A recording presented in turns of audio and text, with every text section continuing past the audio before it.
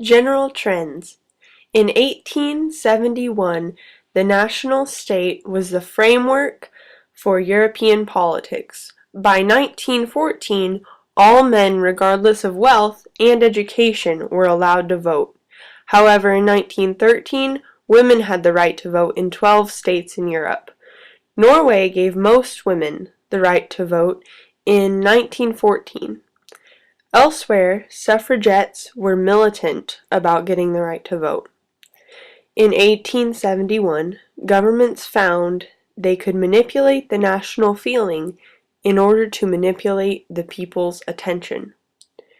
In 1880, just before World War I, anti-Semitism had grown and escalated the conflict drastically. Prussia and 24 smaller states joined together to form the German Empire. The Empire states mainly governed themselves, with a chancellor and a popularly elected lower house, called the Reichstag. Until 1890, Bismarck used Reichstag's popularity to legitimize his policies, giving the house great opportunities. He also used national liberals, who supported legislation useful for economic growth and national unity. With national liberals' support, Bismarck attacked the Catholic Church. This was called Kulturkampf, meaning cultural struggle. Pushing more national liberals to support Kulturkampf, Pius IV's declaration of papal infallibility in 1870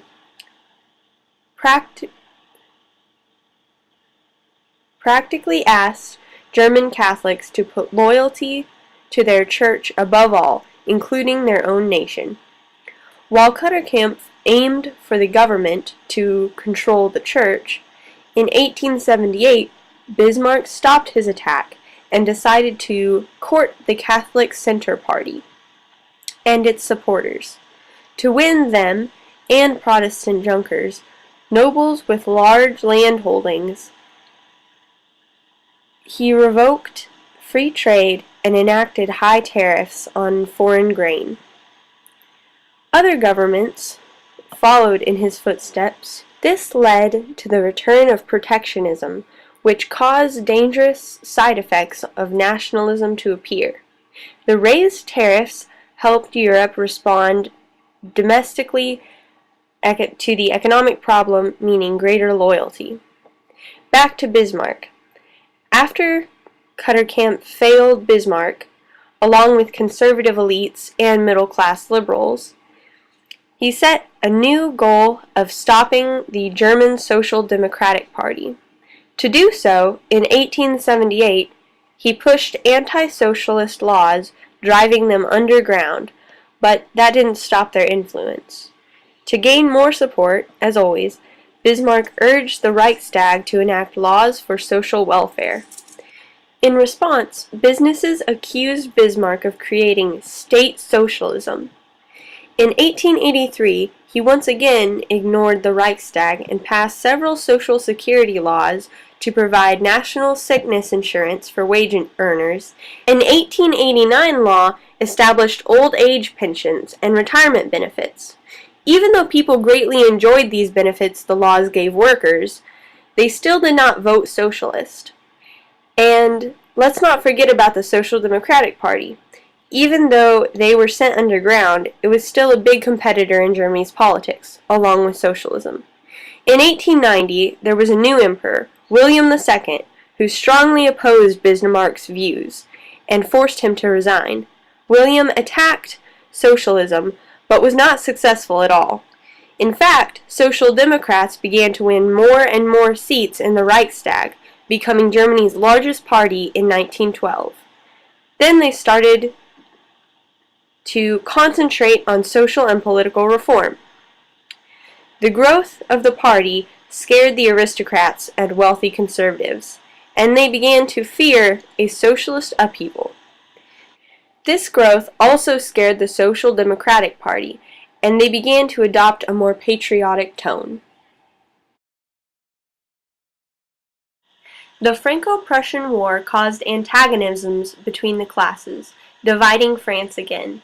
The Republicans, from the Third Republic, didn't want to submit to Germany, but they were eventually starved out of Paris and defeated. With the new elections, many conservatives and monarchists came into the National Assembly and decided to surrender more cities. This upset many Parisians who proclaimed the Paris Commune, which they wanted to govern without conservative interference. Led by Adolphe Thiers, the National Assembly destroyed the Commune. France did find national unity and achieve stability. Firstly, this was because they could not agree on a king.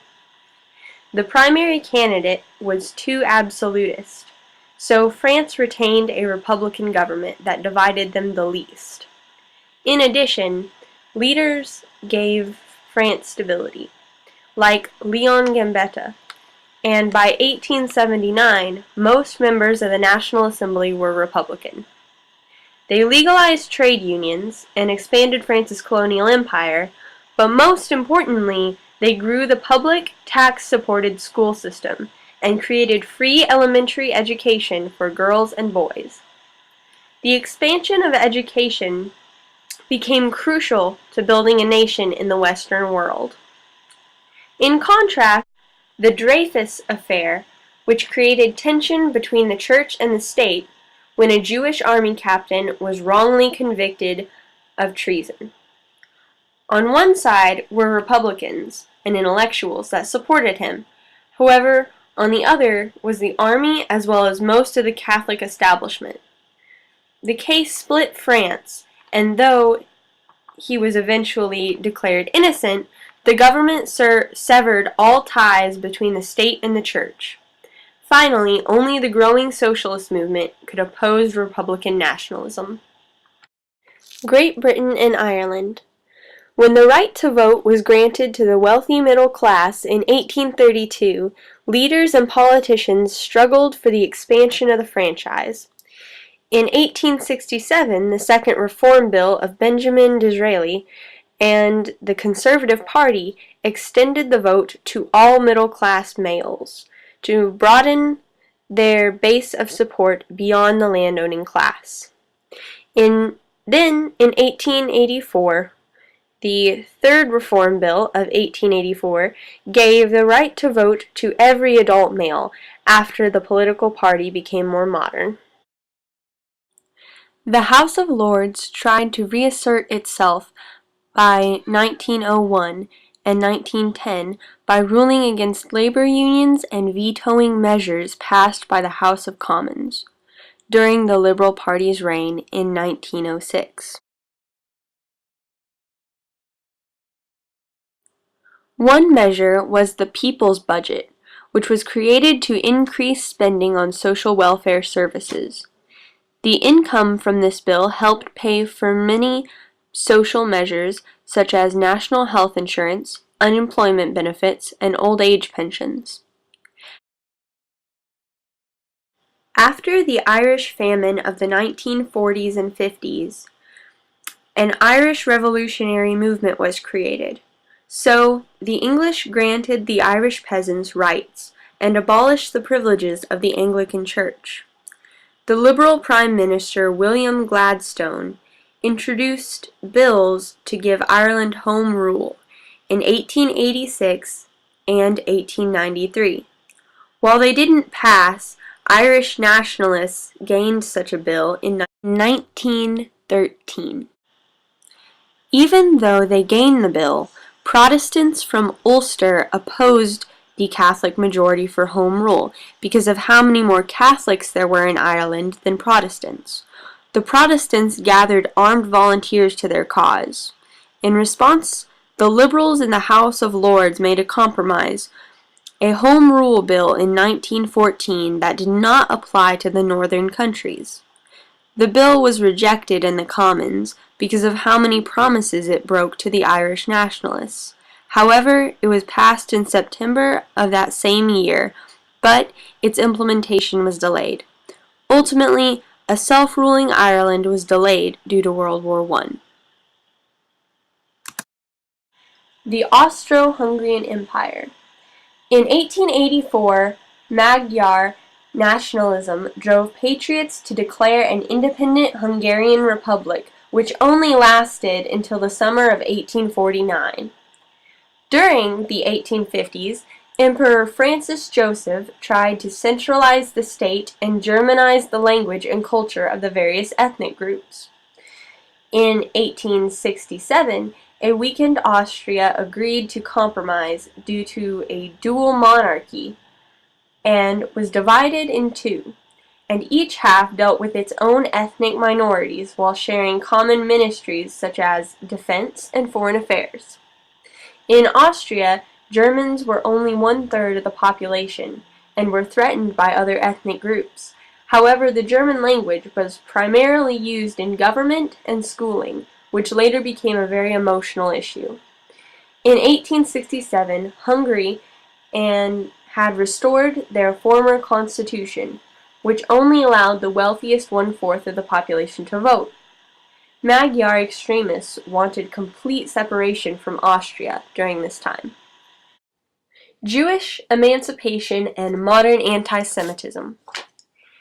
The decisive turning point came in 1848, when Jews formed part of the revolutionary vanguard in Vienna and Berlin, and the Frankfurt Assembly endorsed full rights for German Jews.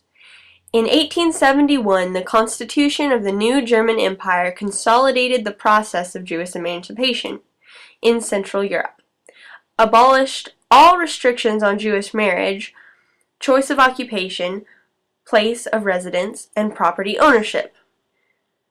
The process of emancipation presented Jews with challenges and opportunities. Active in finance and railroad building, European Jews excelled in wholesale and retail trade, consumer industries, journalism, medicine, and also law. By 1871, majority of Jewish people in Western and Central Europe had improved their economic situation and they entered the middle class. In Austrian Vienna in the early 1890s, Karl Lueger and his Christian Socialists won striking electoral victories, spurring Theodor Herzl to turn from German nationalism and advocate political Zionism, and then the creation of a Jewish state.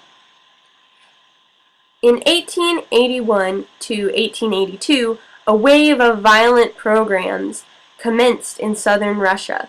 Official harassment continued in the following decades, and some Russian Jews turned toward self-emancipation and the vision of a Zionist settlement in Palestine. Large numbers of people immigrated toward Western Europe and the United States. About 2.75 million Jews left Eastern Europe between 1881 and 1941.